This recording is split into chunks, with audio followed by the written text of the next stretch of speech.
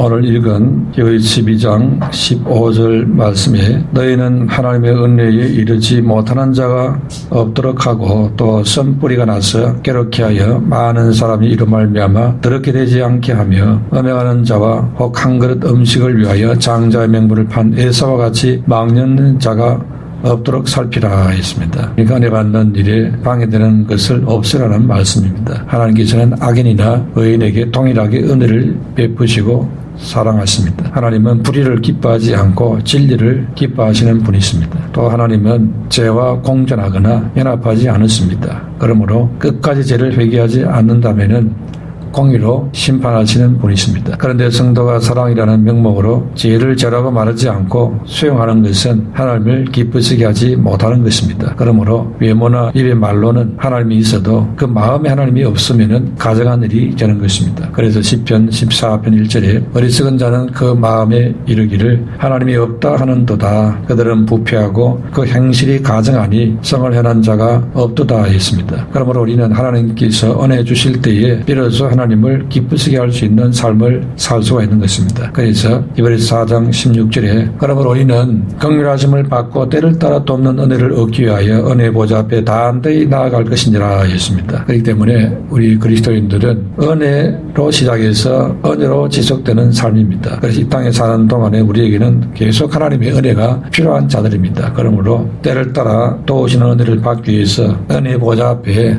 담대히 나아가야 되는 것입니다. 그래서 오늘도 우리는 주님께 나와서 예배드리는 줄로 믿습니다. 그러므로 너수 6장 1절에 우리가 하나님과 함께 일하는 자로서 너희를 권하노니 하나님의 은혜를 헛되이 받지 말라 했습니다. 그러면 어떤 것이 하나님의 은혜를 헛되이 받는 것이겠습니까? 고린도전서 15장 10절에 그러나 내가 나된 것은 하나님의 은혜로 된 것이니 내게 주신 그의 은혜가 헛되지 아니하여 내가 모든 사도보다 더 많이 수고하였으나 내가 한 것이 아니요 오직 나와 함께 하신 하나님의 은혜로라 했습니다. 바울을 통해서 하나님의 뜻이 이루어지지 않는 경우를 가르쳐서 하나님의 은혜를 헛되이 받은 것이라 이렇게 말했습니다. 그러니까 우리가 하나님께로부터 받은 은혜로 충성되게 일하지를 않거나 신실하게 살지 않는 그것이 바로 하나님의 은혜를 헛되이 받는 것이라는 겁니다. 또 갈라디아 5장 4절에 율법 안에서 어렵다함을 얻으려 하는 너희는 그리스도에게서 끊어지고 은혜에서 떨어진 자로다 했습니다. 그러니까 우리가 율법주의에 빠지는 것도 하나님의 은혜를 헛되이 받는 것이 된다는 것입니다. 또 나아가서 세상과 벗이 되고 교만하게 되는 것도 은혜를 헛되이 받는 것이 되는 것입니다. 그래서 야고보서 4장 4절에 6절에 보면은 가늠한 여인들아 세상과 벗된 것이 하나님과 원수됨을 알지 못하느냐. 그런데 누구든지 세상과 벗이 되고자 하는 자는 스스로 하나님과 원수되는 것이니라. 너희는 하나님이 우리 속에 거하게 하신 성령이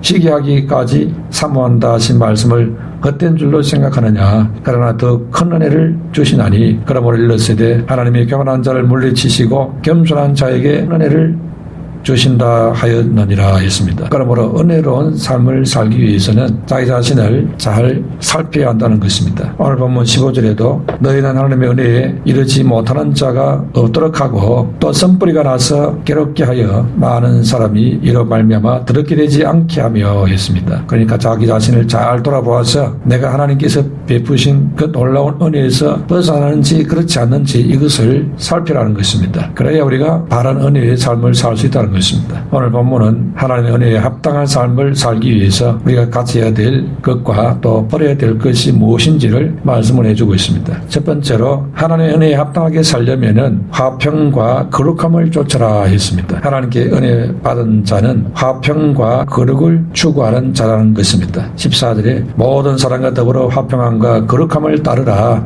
이것이 없이는 아무도 주를 보지 못하리라 했습니다. 하나님께서 복음을 통해서 우리에게 베푸신 것은 구원이고 또 은혜입니다. 이 놀라운 선물을 받은 우리가 이에 보답하는 삶을 사는 그 첫 번째가 화평을 이루는 것이라는 겁니다. 우리는 예수 그리스도의 십자가 희생을 통해서 하나님과 화목하고 화평을 이루었습니다. 죄로 말미암아 하나님과 갈라지고 나눠져 원수된 관계에 있는데 예수님의 십자가 희생의 은혜를 통해서 다시 이어졌습니다. 그리고는 이렇게 하나님과 화평을 이룬 우리는 사람과도 화평을 이루게 된다는 것입니다. 그래서 십자가 구원의 선물은 위로는 하나님과 또 옆으로는 사랑과 화평을 이루게 됩니다. 십자가의 은혜를 경험한 성도들은 하나님이 내에서 베풀어 주신 은혜가 얼마나 큰 것인가 이것을 깨닫게 된다는 것입니다. 그러면 그때부터 그 받은 은혜를 동일하게 내가 이 큰 은혜를 받았으니 이제 주변 사람들에게도 사랑과 헌신과 봉사로 섬게 되겠다 이렇게 나아간다는 것입니다. 그렇기 때문에 정말로 은혜 받은 사람이 맞다면은 그것은 다른 사람을 대하는 태도를 보면은 알 수 있는 겁니다. 정말로 십자가의 그 희생 은혜를 받은 사람이 맞다면은 사람 앞에서 교만하게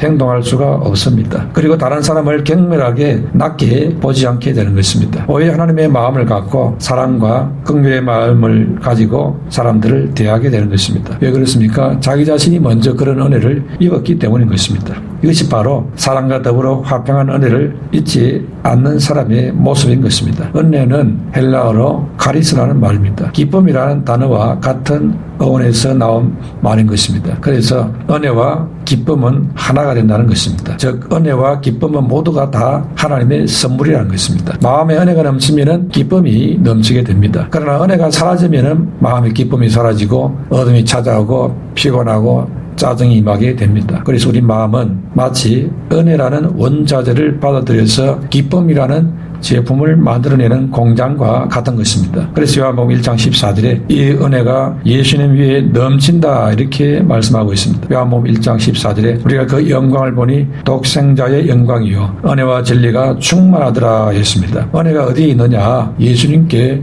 있다는 것입니다. 예수님은 은혜와 진리가 충만하신 분이라 했습니다. 요한복음 1장 16절에 우리가 다 그의 충만한 데서 받으니 은혜 위에 은혜라 했습니다. 예수님은 은혜가 끊어지지 않는 은혜 위에 은혜가 되신다는 것입니다. 즉 은혜 그 자체가 되시는 분이라는 뜻입니다.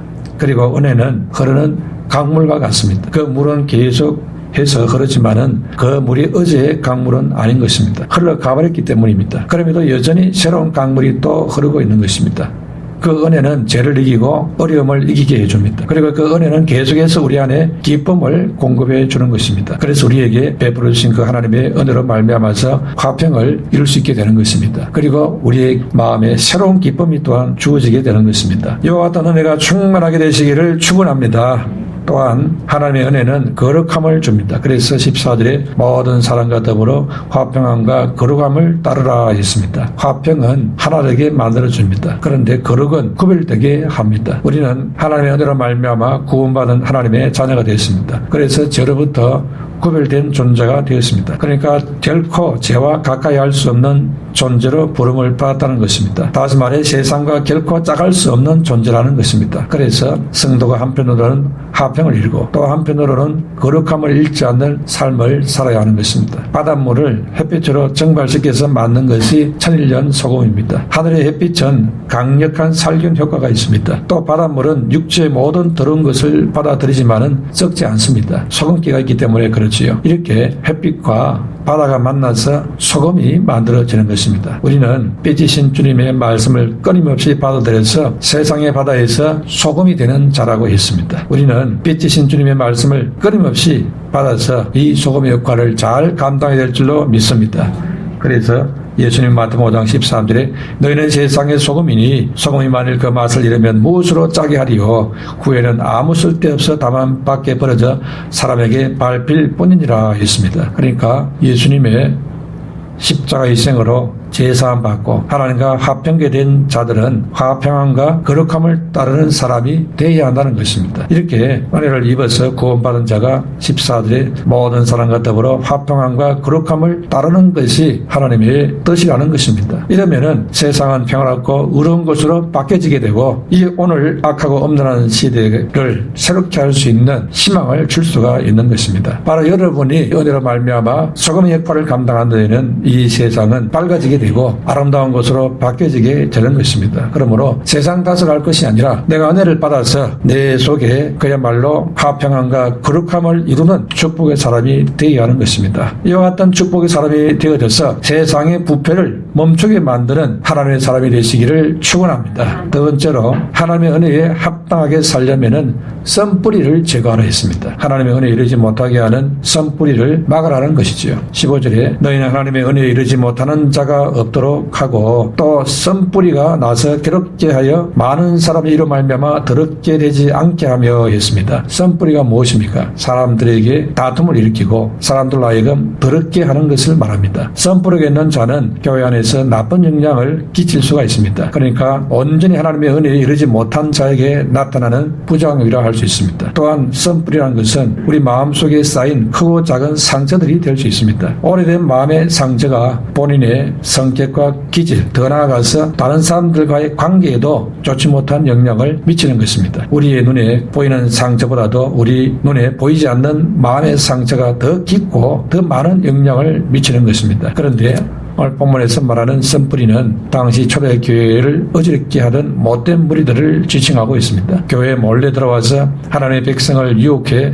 우상 잡신을 믿게 만들고 하나님의 은혜를 떠나 살게 하는 암적인 세력을 썬뿌리라고 말하고 있습니다. 그러나 오늘날 우리 신앙생활에 하나님이나 이웃과 바른 관계를 맺지 못하게 만드는 일체, 상처, 또 나쁜 습관 이런 것이 많이 있습니다. 뿌리는 보이진 않지만은 식물이 열매를 맺게 하는데 아주 중요한 부분입니다. 뿌리가 그렇게 중요한 것입니다. 가장 중요한 부분이 뿌리라 할 수 있지요. 만약 뿌리의 일부분이 썩어버리면 성장에 큰 지장을 줍니다. 그러므로 그 썩어서 잘못된 썬뿌리는 가능하면 빨리 발견해서 그 부분을 잘라내는 것이 유익한 것입니다. 그런데 썬뿌리는 자랍니다. 15절에 썬뿌리가 나서 했습니다. 이 말은 썬뿌리는 하나의 생명차와 같이 자란다는 것입니다. 야고보서 1장 15절에 욕심이 인창즉 죄를 낳고 죄가 장사한즉 사망을 낳느니라 했습니다. 죄도 이와 같이 자라는 특징이 있습니다. 그래서 바늘도둑이 커서 소도둑이 되는 것입니다. 마찬가지로 우리가 입은 상처도 치유하지 않고 그냥 놔두면 이게 자라게 되는 것입니다. 상처를 치유하지 않고 놔두면 더 악화되고 깊어진다는 것입니다. 그래서 우리 마음의 상처는 치유받아야 하는 것입니다. 그런데 이것이 치유받지 못하고 그냥 방치되고 있으면은 자꾸 자라서 악화되어서 깊어져 버립니다. 어린 시절에 입은 상처나 나쁜 습관을 치료하지 않고 그냥 방치하면은 계속 자랍니다. 어떤 것이 썬뿌리냐? 자기를 비하하고 엄란한 마음을 갖고 열등감과 교만과 거짓말, 혈기, 폭력, 술, 담배, 마약 이런 것들이 그냥 방치하면은 썬뿌리가 돼서 계속 자라게 됩니다. 그래서 자기 인생을 완전히 무너지게 만들어버리지요. 그래서 성경은 이런 것들을 죄라고 말하고 있습니다. 그래서 죄가 썬뿌리를 만들고 방치하면 자라게 됩니다. 그래서 이것이 삶 전체를 어둡게 하고 불행하게 만들게 되는 것입니다. 그리고 이 썬뿌리는 괴롭게 합니다. 다른 사람에게 고통을 안겨다 주는 것입니다. 썬뿌리가 그냥 나 하나만 힘들게 하면 괜찮은데 주변 모든 사람들이 함께 상처를 입힐 수가 있습니다. 사람들 중에는 사건과 사물을 긍정적으로 보지 못하고 항상 어둡고 부정적으로 보는 사람이 있습니다. 이렇게 된 것이 여러 가지 이유가 있겠지만은 주로 마음 깊은 곳에 열등감과 같은 이런 썬뿌리가 자라고 있기 때문에 생기는 경우가 많습니다. 이렇게 과거에 입었던 상처나 나쁜 습관의 썬뿌리가 자신과 타인을 괴롭히게 되는 원인이 되는 것입니다. 그래서 썬뿌리의 열매는 고통스럽고 괴로운 것입니다. 그래서 15절에 썬뿌리가 나서 괴롭게 하여 했습니다. 어떤 중년 여성이 놀거나 쉬는 것을 부담으로 여겨서 늘 쫓기듯이 살았습니다. 그래서 항상 무엇인가를 해야 된다고 생각을 했습니다. 혹 일이 없으면은 기도를 하거나 성경을 읽든지 해야 한다고 여겼습니다. 만약 낮잠이나 여가 생활에도 한다면은 하나님께서 기뻐하지 않을 것이라는 그런 생각에 잡혀 있었습니다. 자녀들이 보기가 딱해서 제발 좀 일 그만하라고 이런 소리를 듣고 살았습니다. 그런데 이 여자는 어릴 때 어머니로부터 맡긴 일을 제대로 못한다고 심하게 책망을 듣는 것이 일상으로 하면서 살았습니다. 그래서 이것이 상처로 남아있었던 것입니다. 이것이 하나님도 그렇게 가혹하게 자기를 나무라고 닥달하는 어머니 같은 분으로 여겼던 것입니다. 하나님은 판단과 정죄 하나님이 아니라 사랑의 하나님의 사실을 깨닫고 받아들였을 때에 그 썬뿌리가 치유되고 이제 여유와 평강을 누릴 수 있게 되더라는 것입니다. 그러므로 이 썬뿌리를 그냥 방치한다면 그 사람의 삶이 아주 피곤해지고 망가뜨린다는 것을 알 수가 있습니다. 그래서 15절에 많은 사람이 이로 말미암아 더럽게 되지 않게 하며 했습니다. 어두운 썬뿌리를 치유하지 않고 그냥 방치하고 있으면 주변에 있는 것들을 오염시킨다는 것이지요. 옆에 있는 사람들에게도 나쁜 영향을 줄 수가 있는 것입니다. 신명기 29장 18절에 염려하며 독초와 쑥의 뿌리가 생긴다고 경계하라 했습니다. 이 썬뿌리의 해결책은 14절에 모든 사람과 더불어 화평함과 거룩함을 따르라 했습니다. 다시 말해서 거룩함을 추구하면은 모든 사람을 용서하고 서로 화목하고 화평을 이루는 그런 사람이 될 수 있도록 이끌어주니까 거룩함을 추구하면서 그렇게 하라는 것이죠. 또 용서할 때 서로 화평할 수 있게 됩니다. 용서하는 것은 하나님의 명령입니다. 마태복음 6장 15절에 너희가 사람의 잘못을 용서하지 아니하면 너희 아버지께서도 너희 잘못을 용서하지 아니하시리라 했습니다. 예수 믿고 구원받은 사람은 하나님께로부터 큰 용서를 받았기 때문에 우리는 1만 달란트 탕감받은 자들입니다. 그러므로 100데나리온 문제 있다고 해서 그 사람에게 따지고 하면 안 됩니다. 용서해 줘야 됩니다. 탕감해 줘야 됩니다. 그래야 우리에게 축복이 있게 되고 화평이 있게 되지요. 진정한 축복과 회복은 용서를 통해서 이루어집니다. 마음에 상처를 준 사람이 있다. 나 죽을 때까지 용서 안 하겠다 이러면은 그 사람이 죽는 게 아니고 내가 먼저 죽습니다. 내가 용서를 해야 됩니다. 알고 보면 그게 다 자기 자신을 위한 겁니다. 그러므로 내가 무슨 용서를 해. 그 미치는 장사할 수 없다. 내가 절대 손해볼 수 없다. 이러고서 손해 안 보겠다고 용서 안 하고 있다가는 자기가 먼저 손해본다니까요. 그러니까 손해 안 보려면은 하나님 앞에 십자가 앞에 먼저 용서하고 이익을 얻고 화평을 누리고 복을 누리는 사람이 될 수 있게 되시기를 축원합니다. 세 번째로 하나님의 은혜에 합당하게 살려면은 망령된 모습을 버리라 했습니다. 음행을 멀리하고 영적인 복을 기이 여기라는 것입니다. 16절에 음행하는 자와 혹 한 그릇 음식을 위하여 장자의 명분을 판 에사와 같이 망령된 자가 없도록 살피라. 너희가 아는 바와 같이 그가 그 후에 축복을 이어받으려고 눈물을 흘리며 구하되 버린 바가 되어 회개할 기회를 얻지 못하였느니라 했습니다. 음행이나 영적인 복을 우습게 여기는 것이 에사와 같은 망령된 행위를 하는 자라 이렇게 말합니다. 음행은 성적인 부도덕을 말합니다. 음행은 간음보다도 범위가 넓습니다. 간음은 법적인 문제에 국한할 수 있지만은 음행은 모든 부도덕한 성적 행위를 말하는 것입니다. 왜 하나님은 음행에 대해서 이렇게 강하게 말합니까? 그것은 음행이 성도의 생활에 있어서 모든 부도덕의 원천이 되기 때문에 그렇습니다. 음행을 계속하고서 거룩한 생활이 불가능하기 때문에 그렇습니다. 음행은 자기 인생뿐 아니라 가정의 순기를 파괴할 수도 있습니다. 또 하나님이 이것을 엄중하게 보십니다. 가정 파탄은 하나님이 세우신 세상의 기본을 무너뜨리는 일이 되는 것입니다. 그래서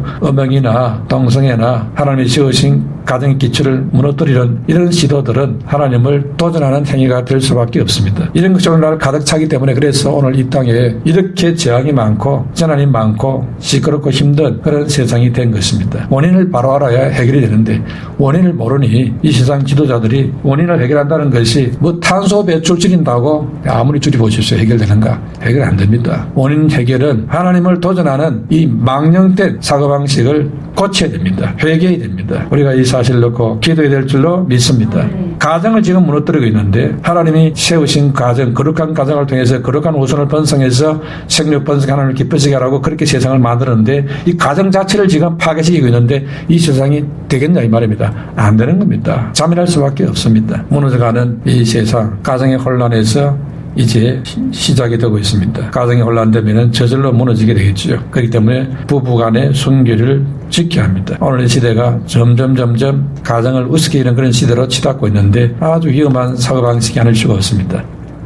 성적인 취향의 자유는 곧 세상 종말과 파멸을 부르는 촉매제가 되는 것입니다. 또한 에사와 같이 음식 한 그릇에 신령한 축복을 팔아먹은 망령된 자라 했습니다. 성도가 세상을 살아가면서 당장 내게 물질적인 유익이 생긴다고 거기에 신앙을 팔아먹는 그런 자는 에사와 같은 자라는 것입니다. 이런 망령된 자가 되지 말라는 것입니다. 돈이 아무리 좋아도 신앙을 팔아먹으면서까지 돈을 주지 말라는 겁니다. 그렇게 살다고 천년만년 사느냐? 그렇지 않잖아요. 몇 년 살다가 다 죽을 텐데 돈을 그렇게 쌓아놨고 하나님 앞에 가서 무슨 낯짝으로 주님을 뵙겠냐 이 말이지요. 정신을 차려야 됩니다. 뭐가 중요한지 우선순위를 정해야 됩니다. 하나님 말씀을 버리고 재물을 취하는 사고방식은 자신의 영원한 미래를 파멸로 몰고 가는 망령된 사고방식이라는 것입니다. 그러므로 돈이나 일시적인 세상 쾌락의 즐거움을 쫓아가고 신령하고도 영원한 축복을 멀리하고 팔아먹어버리는 이런 자는 절대로 지혜로운 자가 아니라는 것입니다. 그러므로 이 악하고 어두운 세상에 우리가 세상을 따라가지 말고 구별된 자로 정말로 하나님을 기쁘시게 하는 축복의 사람으로 살게 되시기를 축원합니다.